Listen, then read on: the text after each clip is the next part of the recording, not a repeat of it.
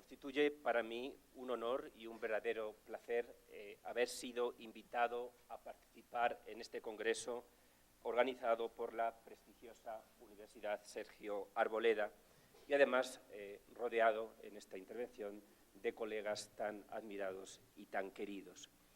El placer es aún mayor porque el tema sobre el que me corresponde intervenir, el control constitucional de las leyes penales, no solo es un tema que es apasionante teóricamente por su estrecha relación directa con la propia legitimación democrática del ordenamiento, sino que para mí lo representa personalmente porque supone una especie de reflexión sobre lo que fue mi experiencia profesional en el pasado, como decía el presentador muy amablemente, durante 9 años en el Tribunal Constitucional Español como letrado al servicio de este tribunal. Sean, pues, mis primeras palabras de muy sincero agradecimiento hacia los dirigentes de la Universidad Sergio Arboleda, muy singularmente hacia el profesor Velázquez y también a todos los compañeros del Departamento de Derecho Penal. También quería hacer extensiva este agradecimiento a todos los estudiantes que colaboran en la organización de este evento y a todos ustedes que están aquí presentes. Intento corresponder a la amabilidad de su invitación con las siguientes reflexiones acerca del control constitucional de las leyes penales que me he permitido subtitular como sugerencias para un juez constitucional. Bien, vamos allá. Imagínense ustedes que acaban de ser nombrados magistrados de la Corte Constitucional. Naturalmente, el sentimiento que tendrían en primer lugar sería un sentimiento de enorme alegría. Lo tomarían como un reconocimiento a su labor profesional y estarían deseando celebrarlo con su familia y con sus amigos. Pero hay, después de la cena de celebración en un restaurante a la altura de este nombramiento y después de los abrazos, las felicitaciones, las palmadas en la espalda, los mensajes en el teléfono, vendría el insomnio. Porque si a usted le eligieron fue, además de porque usted es un brillante jurista, porque es una persona responsable. Y esa responsabilidad es ahora la que no le deja dormir. ¿Qué es exactamente lo que le preocupa? Lo primero que le preocupa es la dificultad de su trabajo. Usted trata de consolarse con que usted es catedrático de Derecho, ha leído un montón de libros y de artículos y además los ha escrito. Una segunda idea de consuelo es la de que usted como juez constitucional, como magistrado constitucional, no va a tener la responsabilidad de crear normas, de regular la vida de la gente, y en derecho penal de ver cuándo a la gente se la envía a la cárcel, ni tampoco va a tener la responsabilidad del juez, que es aplicar esas normas. Se consuela diciendo, bueno, yo como juez constitucional voy a hacer una labor más o menos de inspección de encaje. No se trata ni siquiera de hacer un puzzle, un rompecabezas, sino de si una sola pieza, la ley, encaja en un marco, la Constitución. Ahí tenemos el marco, ahí tenemos la pieza. Esta imagen le tranquiliza y le hace dormirse, pero pronto le sobreviene una pesadilla muy realista. Resulta que el marco, la Constitución, tiene formas difusas y amorfas. Y resulta, además, que este marco, se mueve. Además, resulta que la pieza, que es la ley, no es una pieza fija, sino es más bien una especie de corazón latiente que, según se le mire y según el momento en el que se mire, cambia de contenido, de color, de formas y de tamaño. La pieza también hay que dimensionarla, hay que reconocerla. Se despierta entonces sobresaltado y se siente como Ulises entre Escila y Caribdis, entre el dragón y el abismo, porque empieza a reparar no solamente en la dificultad de su trabajo, sino en la debilidad que tiene usted hacia la crítica. Empieza a reparar en lo expuesto que va a quedar a la crítica, haga usted lo que haga. Si, como el Tribunal Constitucional Español decide declarar que es inconstitucional por vulneradora de la libertad de expresión la norma penal que castigaba la negación del genocidio, la norma consistía en que un sujeto negara que se había cometido un delito constatado, que se tiene por constatado, es lo que en otros ámbitos se conoce como el delito de negación de Auschwitz. Pues bien, si el Tribunal Constitucional, como hizo el Tribunal Constitucional Español, decide anular esta norma por contraria a la libertad de expresión, al día siguiente, en los pasillos de la Escuela de Derecho de la Universidad Sergio Arboleda, se puede usted encontrar con elogios, la Corte ha puesto las cosas en su sitio, o con críticas, con la objeción democrática, cómo se pasa el tribunal, quiénes se creen que son, si no les ha elegido el pueblo. Si su actitud como juez constitucional es más timorata, más deferente con el legislador, y, por ponerles otro ejemplo, los ejemplos los pongo de lo que más conozco, que es el Tribunal Constitucional Español, decide declarar que no es inconstitucional por desproporcionada la norma que sancionaba el mero negarse a una prueba de alcoholemia, que un conductor se negara una prueba de alcoholemia, una prueba policial de alcoholemia, con una pena mayor, este delito tenía una pena mayor que la pena que se recibía por conducir bajo los efectos del alcohol, y por eso fue impugnada por desproporcionada. Pues bien, si ustedes deciden, como decidió el Tribunal Constitucional Español, decir que esta norma no es inconstitucional, el comentario, al día siguiente, en los mismos pasillos de la Escuela de Derecho, basculará entre no se han atrevido, no han hecho lo que tenían que hacer, que es preservar nuestros valores, esto sería la objeción moral e institucional, o, en cambio, el bien hecho, el tribunal no está para evaluar la calidad de las leyes o son cosas que solo puede decidir el legislador. Esto sería la alabanza democrática. La pregunta es, ¿qué podemos hacer para ayudar a nuestro flamante magistrado? ¿Qué debe hacer, cómo debe actuar un juez constitucional en un Estado democrático que opte por un modelo de Estado constitucional de derecho? La objeción democrática clásica a la actuación de las Cortes Constitucionales no es sino el reflejo de la objeción clásica y anterior al propio Estado constitucional. ¿Por qué el Parlamento, el legislador, que es el representante directo del pueblo, que en alguna medida somos todos, tiene que estar atado a lo que dice la Constitución? ¿Por qué el pueblo tiene que estar atado a lo que él mismo dijo en el pasado o a lo que en el pasado dijo otro pueblo, otra generación? ¿Por qué un Estado constitucional de derecho y no un Estado legislativo de derecho?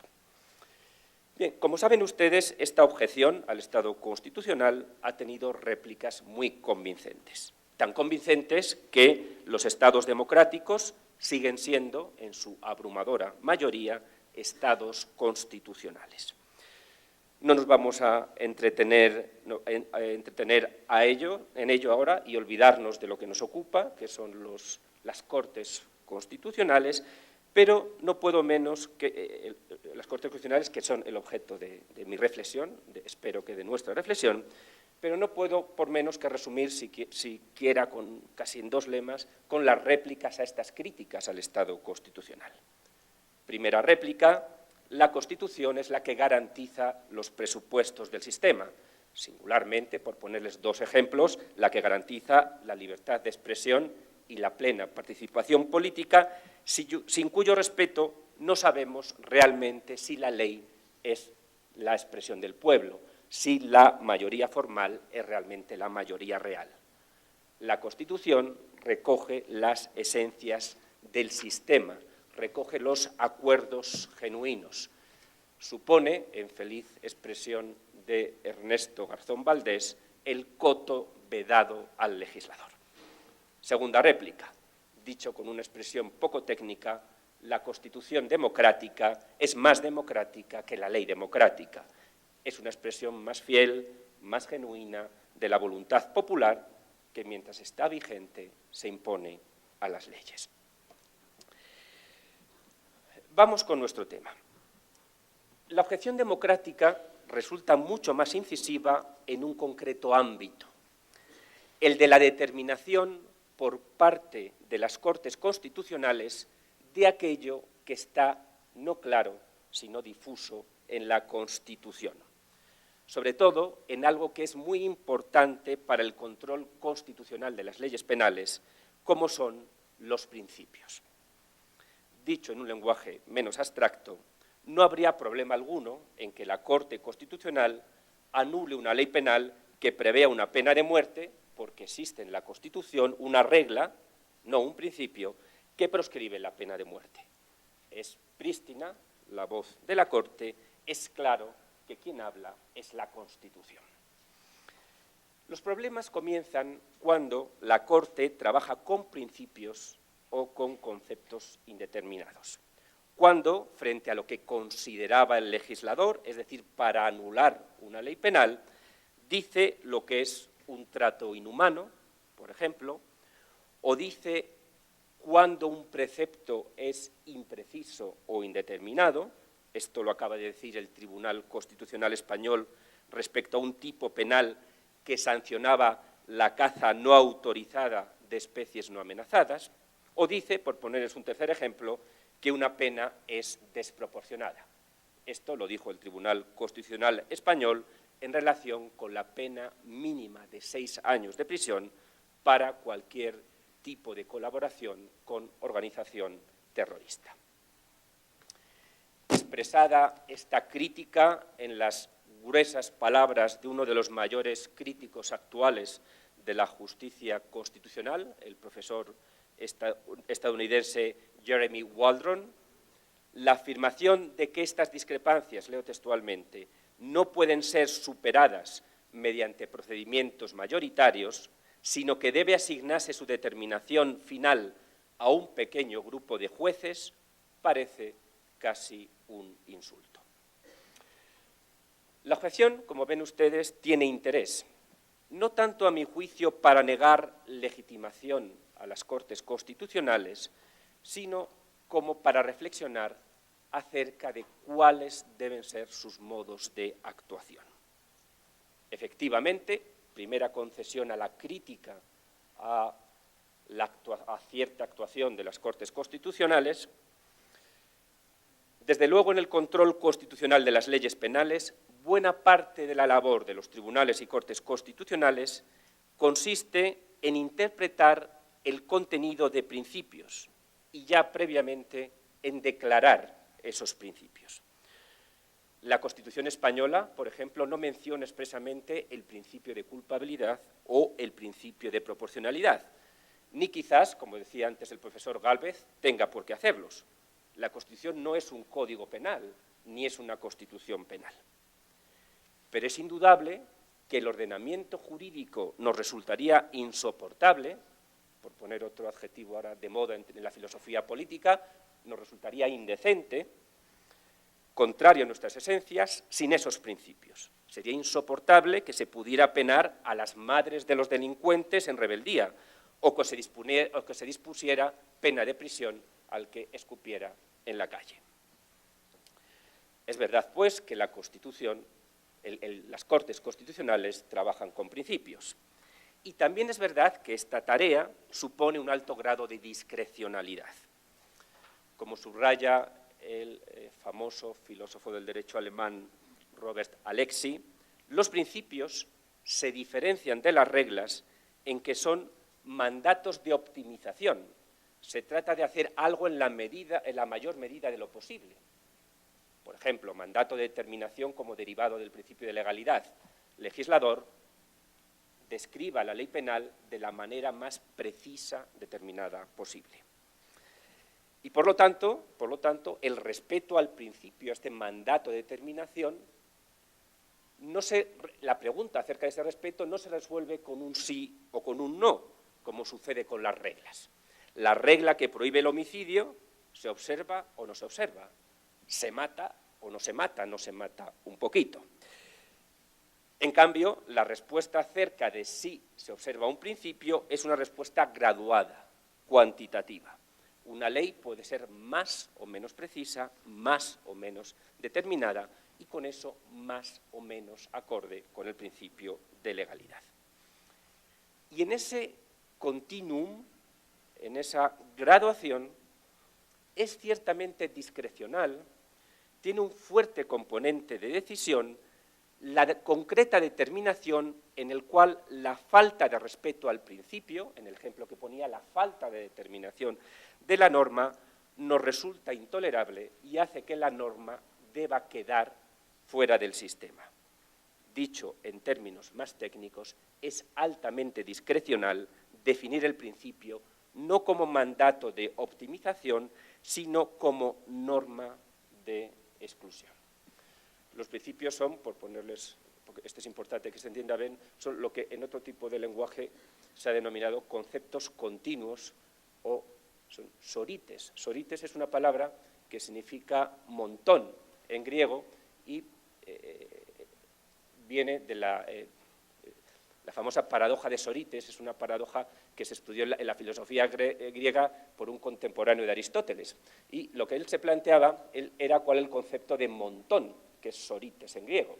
Él decía, si un grano no hace un montón y al grano le sumamos otro grano y tampoco hace montón, y así seguimos, ¿cuándo podemos decir que un conjunto de granos es un montón? Y la paradoja es que no teníamos ningún criterio para definir cuándo un conjunto de granos es un montón. La paradoja es el drama de los conceptos continuos, donde nos es muy difícil fijar un punto para definir el concepto. Esto pasa también en los principios. Los críticos con la jurisdicción constitucional señalan que en estas condiciones de incertidumbre, en estas condiciones de determinar cuándo una norma, siguiendo con el ejemplo anterior, es insoportablemente indeterminada, en condiciones de brecha interpretativa, en condiciones, esta es una frase de Wittgenstein que me gusta mucho, Wittgenstein decía, la filosofía empieza cuando el lenguaje se va de vacaciones. Pues bien, en estas condiciones de vacaciones del lenguaje, los críticos al constitucionalismo, a la jurisdicción constitucional, dicen que en estos casos debe prevalecer la opinión del legislador democrático, debe prevalecer la vigencia de la ley.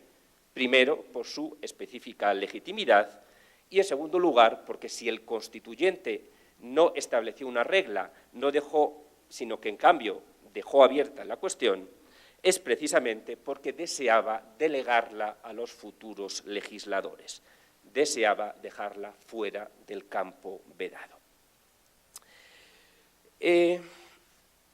Esta defensa de una Corte Constitucional muy limitada, que está hoy de moda entre los partidarios del llamado constitucionalismo débil, que vendría a decir las Cortes Constitucionales deben solo aplicar reglas, pero en cambio deben abstenerse de anular leyes ex principios, en base a principios, porque no respetan principios, me parece muy radical y me parece muy disfuncional. Como se ha visto en algunos de los ejemplos anteriores, el de las madres de los delincuentes, en los principios también nos jugamos los valores, las esencias del sistema, y deberíamos perseverar en un mecanismo contramayoritario que las preserve. Nos jugamos en ello la propia vigencia de la Constitución, nos jugamos en ello el carácter genuinamente democrático del sistema. Por ello, y de acuerdo ahora con los últimos trabajos del constitucionalista español Víctor Ferreres, me parece esencial que también para la interpretación de los principios, no solo para la aplicación de las reglas constitucionales, exista un órgano, una Corte o Tribunal Constitucional, que siquiera de legitimación derivada, no de legitimación directa como el Parlamento, con una visión externa al debate político y en ese sentido desinteresada, y de un modo especializado, deliberativo, expositivo de sus argumentos y abstracto, es decir, establece doctrina, soluciones generales, no solo para una determinada ley, determine cuándo la inobservancia a un principio es insoportable para nuestro sistema de valores. Junto con esta afirmación, la Corte Constitucional debe controlar las normas penales desde los principios constitucionales. Esta sería una de mis primeras opiniones, una de las primeras opiniones que quiero someter a su consideración. Deseo llamarles la atención sobre la prudencia que debe rodear esta labor de control, sobre el principio de deferencia con el legislador. Las Cortes Constitucionales deben ser conscientes de que la anulación de una ley tiene un evidente coste democrático y que ese dicho coste es anular la voluntad transitoria del pueblo, y que dicho coste solamente es asumible si resulta nítidamente compensado en términos axiológicos. Si el coste de nada menos que anular una ley, de negar una decisión mayoritaria, se ve indudablemente compensado por la preservación de las esencias, por la preservación de los presupuestos procedimentales y sustantivos del sistema, por la salvaguarda de nuestros valores y derechos fundamentales. Acudiendo ahora al maestro Rawls, en su teoría de la justicia, leo textualmente: una libertad de participación, se trata de que una libertad de participación menos extensa quede suficientemente compensada por la mayor seguridad y extensión de las demás libertades.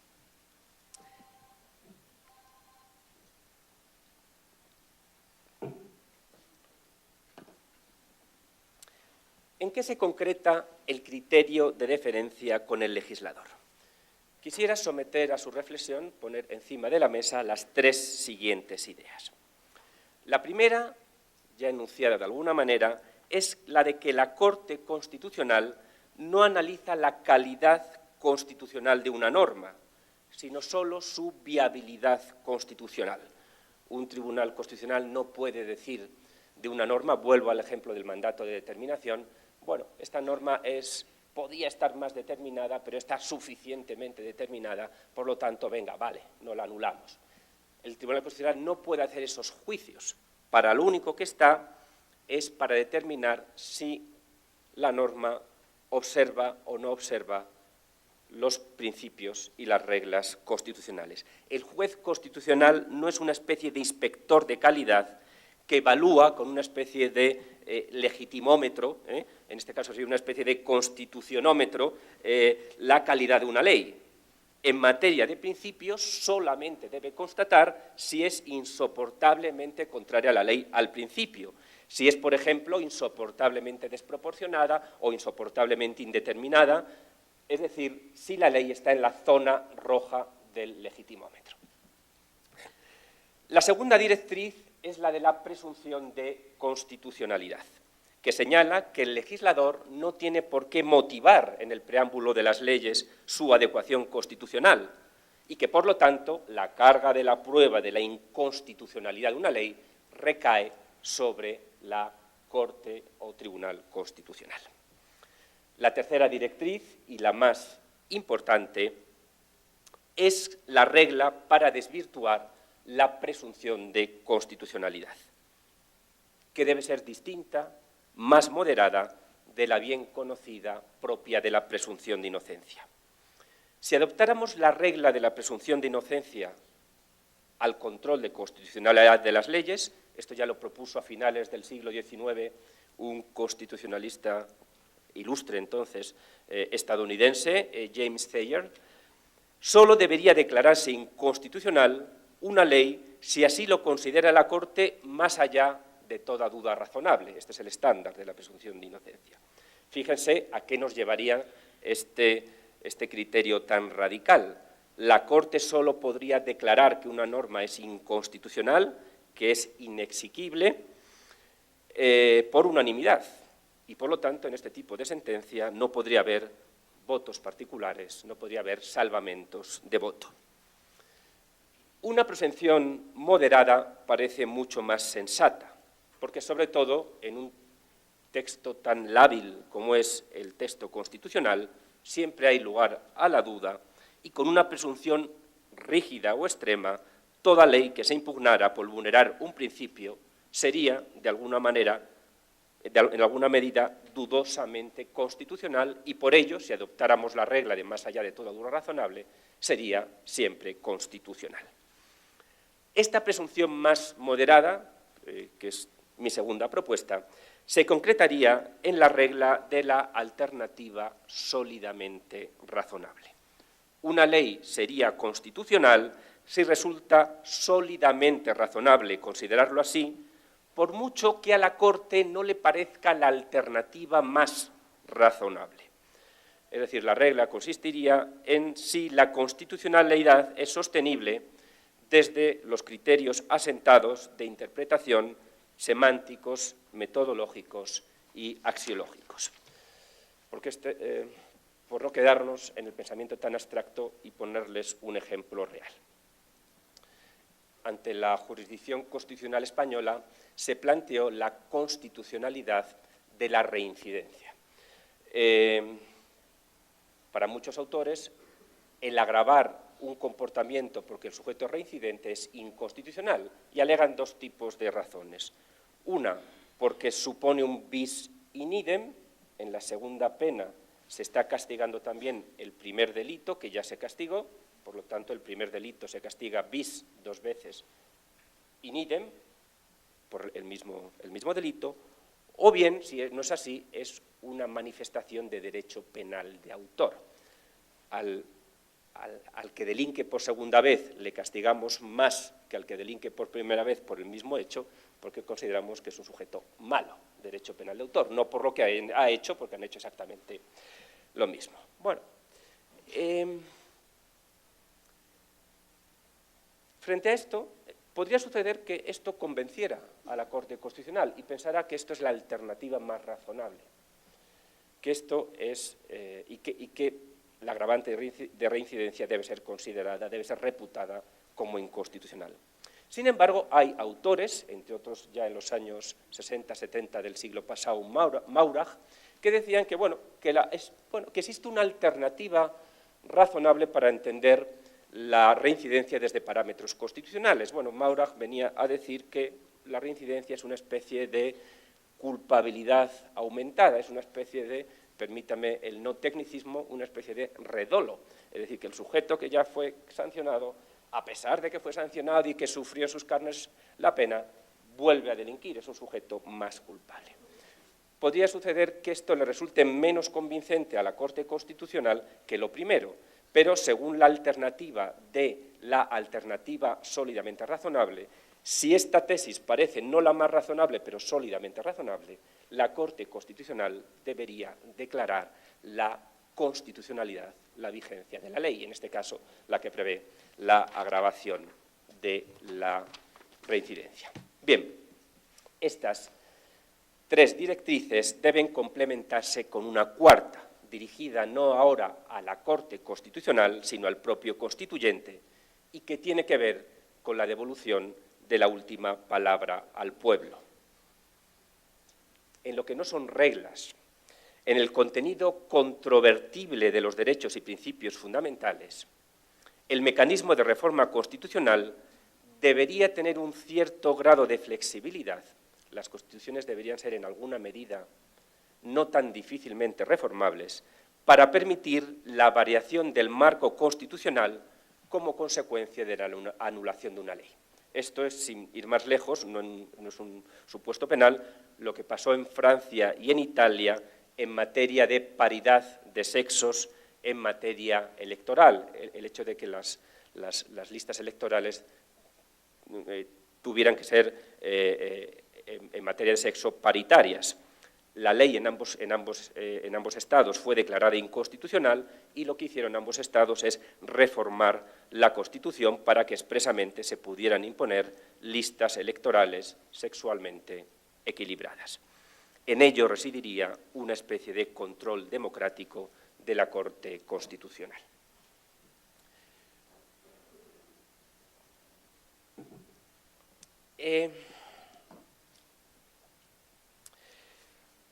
La experiencia española.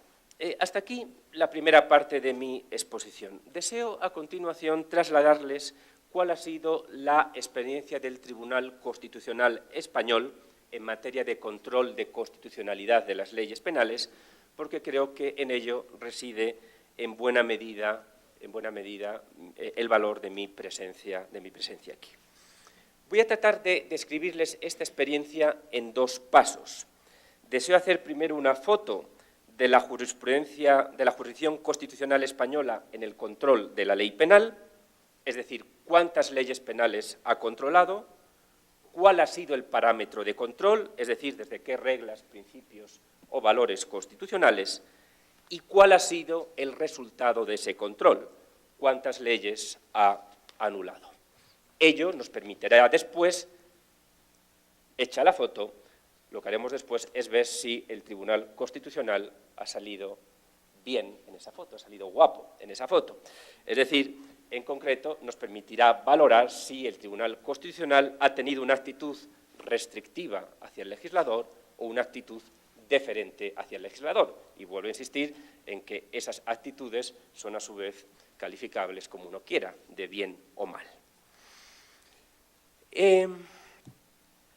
Si tenemos en cuenta solo las impugnaciones serias, las admitidas que han terminado en sentencia, y estrictamente penales, es decir, dejando al margen las normas procesales penales, las normas penitenciarias y las normas que imponen medidas de seguridad, en los 31 años de jurisdicción constitucional española se han analizado la redonda cifra de 25 leyes penales.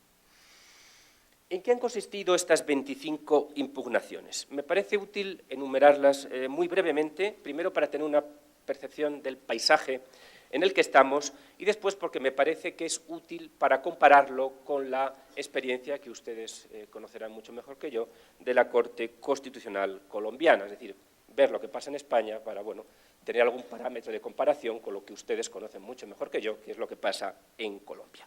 Bien, divido estas 25 impugnaciones en 7 bloques. En primer lugar están las 3 sentencias donde se impugnaron leyes penales porque se las consideraba desproporcionadas. Está en primer lugar una ley penal que sancionaba la insumisión, el negarse a la prestación social sustitutoria al servicio militar con una pena mínima de 2 años y 4 meses. Está también la que ya les he mencionado, la de la negativa al sometimiento a las pruebas de alcoholemia, que se castigaba con pena de prisión de 6 meses a 1 año, cuando la pena por conducir bajo los efectos del alcohol era de arrestos de fin de semana o multa. Y, en tercer lugar, la norma que castigaba cualquier tipo de colaboración con banda armada, con organización terrorista, incluida la mera propaganda, con pena de 6 a 12 años. También, en cierto modo de proporcionalidad, puede verse el problema que suscitan las leyes de despenalización. En realidad, la sentencia sobre el aborto se pregunta sobre si no sería desproporcionada por desprotección, por falta de protección de la vida prenatal, la despenalización de algunos supuestos de aborto consentido. Existe un segundo caso de sentencia sobre norma despenalizadora, que era la norma que despenalizaba ciertos supuestos de esterilización de incapaces. El tercer bloque se compone de 2 sentencias que abordan el otro gran principio material, que es, junto con el de proporcionalidad, el principio de culpabilidad. Una de esas sentencias es la que, como les comentaba antes, negó que la agravante de reincidencia supusiera derecho penal de autor. La otra, muy reciente, niega que la pena de alejamiento físico del autor con la víctima, que es una pena accesoria que se impone, entre otros delitos, en los delitos de violencia de género, pues bien, en este caso el Constitucional niega que esa pena sea contraria al principio de culpabilidad, al principio de personalidad de las penas, por penar a la vez al autor que a la víctima, es decir, por hacer recaer la pena en alguien que no ha sido el autor. Rápidamente, muy polémicas han sido las 4 sentencias del Tribunal Constitucional que analizaban los 4 preceptos penales de lucha contra la violencia de género. Se trata de que en los supuestos de lesiones, malos tratos, amenazas y coacciones resulta agravada la pena cuando el autor es un varón y la víctima es una mujer que es o fue su pareja. Hay otras dos sentencias de igualdad. Se impugnó, por contrario al principio de igualdad, el arresto sustitutorio, es decir, la pena de privación de libertad cuando al sujeto se le impuso inicialmente una multa que no paga, o bien la pena que analiza el impago de prestaciones familiares. Esta es una sentencia que merece la pena reparar en ella, aunque fuera 30 segundos. El Constitucional determinó que era discriminatorio un precepto penal del Código Penal español que decía que solo daba lugar al delito de impago de prestaciones familiares aquellas prestaciones que se derivaran de nulidad, separación o divorcio. La consecuencia de este precepto penal era que cuando las pensiones que se impagaban era de paternidad, solo se estaba protegiendo penalmente, solo tenía un guardaespaldas penal así de grande, mucho más grande que el guardaespaldas civil, los hijos matrimoniales versus respecto a los hijos extramatrimoniales, y por eso este precepto fue anulado. El bloque más amplio son las impugnaciones por vulneración del principio de legalidad. 3 formales que atendían a la falta de rango de ley orgánica, que es más o menos, con los matices que sean pertinentes, algo similar a sus leyes estatutarias,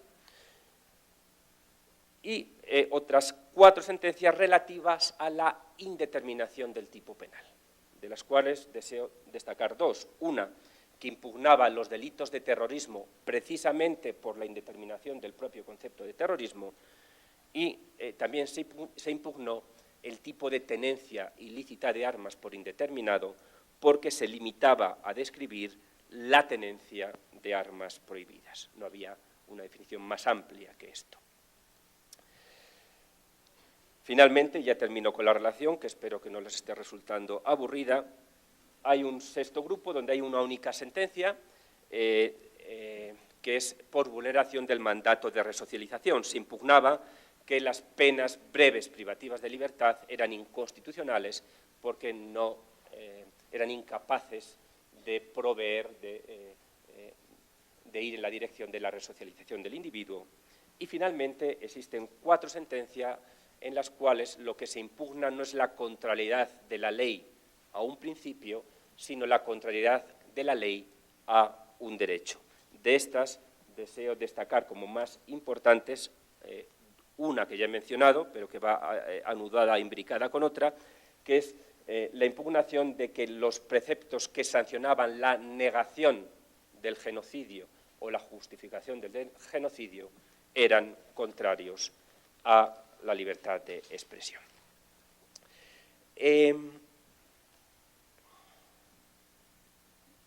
¿Cuáles son los resultados de ese control? De las 25 normas impugnadas, 13 han sido desestimatorias, 3 han sido interpretativas, es decir, se ha dado como válida la ley si se interpretaba en determinado sentido, y 9 han sido estimatorias, han sido declaradas inconstitucionales o inexequibles.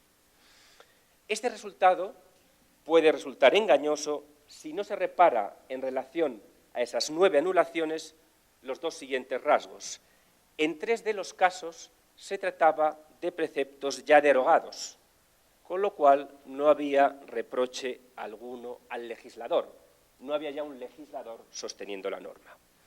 En 3 más de los casos, la razón de inconstitucionalidad era una razón formal, de falta de rango de ley, es decir, atinente a la contrariedad a una regla y, por lo tanto, no a la contrariedad de un principio. No había margen en este caso para la discrecionalidad de la Corte Constitucional. Si tenemos en cuenta todo esto, en realidad, de las 25 impugnaciones, solamente ha habido 3 casos en los cuales el Tribunal Constitucional español haya anulado normas penales vigentes utilizando su discrecionalidad en la interpretación de los principios. Como ven, un tribunal muy deferente.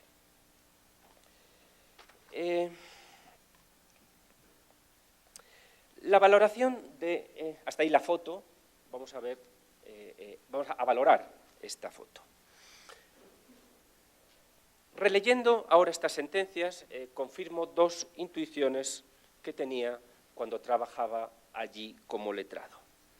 Con matices y excepciones, creo que el Tribunal Constitucional Español ha sido un tribunal más bien estricto con el legislador, y si se quiere, cada uno que ponga el adjetivo que quiera, valiente, garantista, incisivo, en la derivación de los principios de política criminal que emanan de la Constitución. Ha sido riguroso en esa proclamación y riguroso en la determinación de su contenido general. Primera intuición.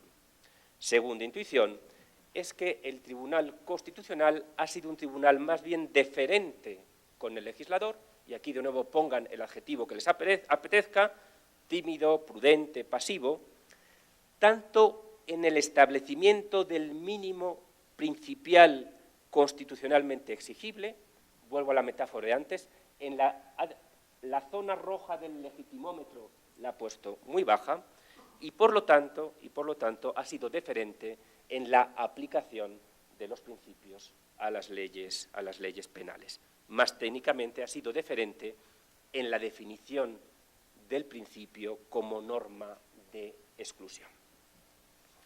Creo que la doctrina constitucional que mejor ilustra el contenido de estas dos afirmaciones o intuiciones es la relativa al principio de proporcionalidad, por lo demás bastante similar a la doctrina equivalente de la Corte Constitucional colombiana.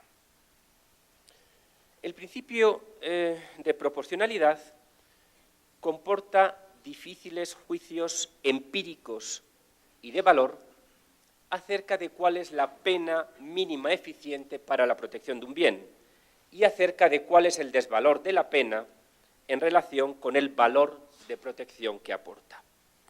Por ello, una fácil tentación que es grata a cierta doctrina constitucionalista y tentación que se hizo pecado en la primera jurisprudencia constitucional, es la de entender que el control material de las leyes penales era ajeno al Tribunal Constitucional con límites muy laxos.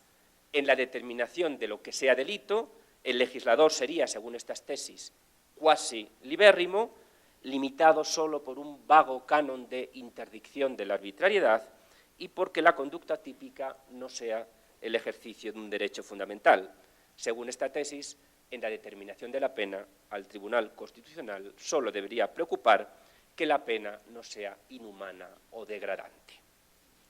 A partir del año 1996, el Tribunal Constitucional sale de esta línea previa y sienta, dicho ahora en esencia, que toda actividad pública restrictiva de derechos fundamentales ha de ser proporcionada en 4 sentidos: orientada a un fin legítimo, útil a tal fin, mínima en su restricción o necesaria y ventajosa o estrictamente proporcionada.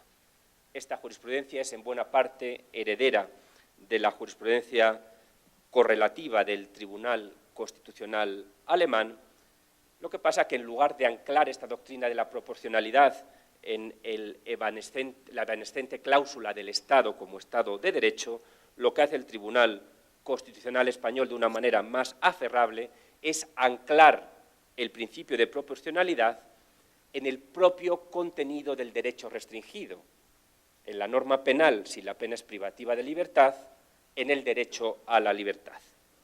Dicho de otra manera, la prioridad de los derechos fundamentales hace que un derecho fundamental, cada derecho fundamental, solo pueda verse limitado en términos de proporcionalidad, es decir, de un modo mínimo y ventajoso en pro de un bien constitucional. Esta manera de entender la Constitución fue calando en la doctrina y en la jurisprudencia, aportó racionalidad a la reflexión académica y aportó novedad y razonabilidad a la jurisprudencia penal. Y creo, y de ahí que esto sea un ejemplo, que el Tribunal Constitucional hizo aquí lo que debería hacer: proclamar un principio sin el cual el ordenamiento sería indecente, hacer pedagogía con esta proclamación e informar a los poderes públicos, a los jueces penales, pero sobre todo al legislador penal, que resulta ineludible que la proporcionalidad informe su actividad punitiva. Quizás, como adecuado efecto compensatorio de una jurisprudencia avanzada, lo que hace el Tribunal Constitucional es poner un punto bastante bajo, sigo con la metáfora, en la línea roja de intolerabilidad de desapego al principio. Es decir, aplica el legitimómetro con consciente laxitud. Fíjense, para hacer esto, en los remilgos que rodean los juicios constitucionales de necesidad y de estricta proporcionalidad.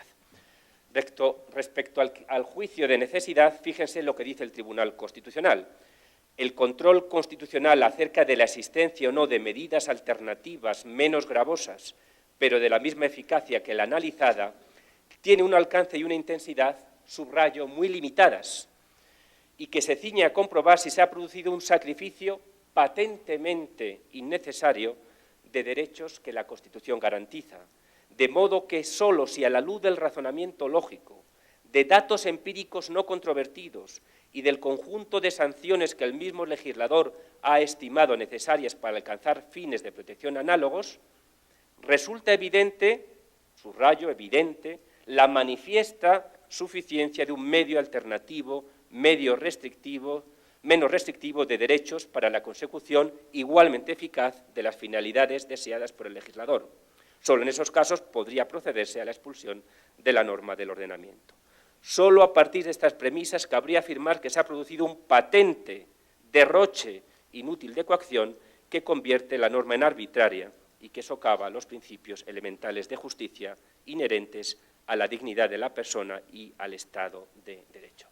Si me permiten la anécdota personal, yo trabajaba como letrado cuando se dictó esta sentencia y yo ayudé a hacer el borrador a mí, por entonces magistrado, un excelente constitucionalista, Carles Viver, que era un constitucionalista muy consciente de este self-restraint, de esta necesidad de que el Tribunal Constitucional se contuviera en el control.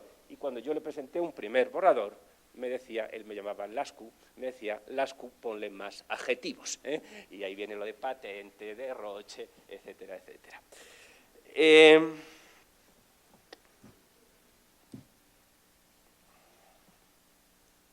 Es decir, resumo, ¿qué es lo que hace el Tribunal Constitucional Español? Proclama el principio, fija con severidad su contenido, pero luego es muy deferente en su aplicación a la ley concreta. Este mismo esquema lo hace el Tribunal Constitucional Español, por ponerles otro ejemplo, con el mandato de determinación y, en concreto, con las normas penales con mandatos remisivos, con las denominadas normas penales en blanco. El tribunal es celoso en la teoría, pero generoso al dejar sobrevivir a un tipo tan magro, tan escueto, como el de tenencia de armas prohibidas.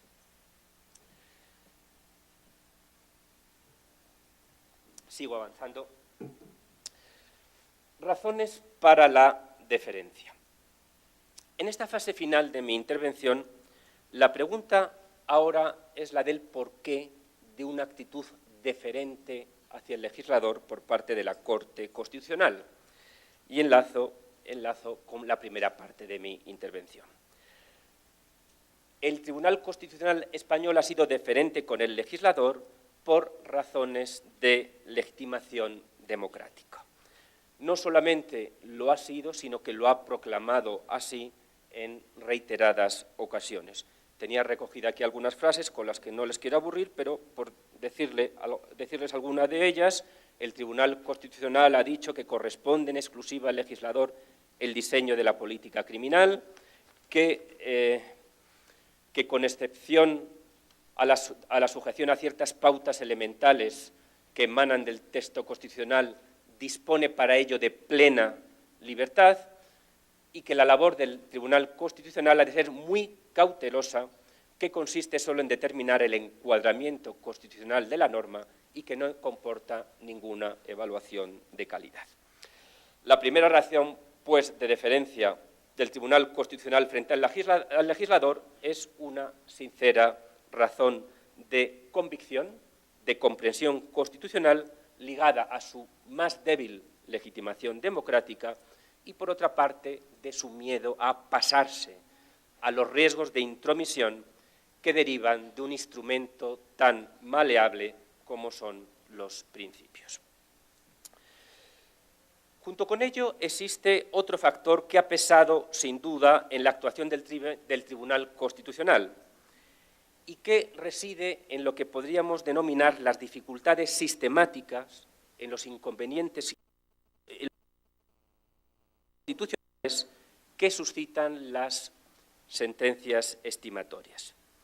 Me refiero al problema de desprotección, ahora pondré algún ejemplo, que suscita la nulidad de ciertas normas penales, aquellas en las que la inconstitucionalidad no es plena y, por lo tanto, cuando se anula plenamente la norma, se anulan también la punición de conductas que estaban penadas y que deben seguir siéndolo. Piensen en el siguiente ejemplo.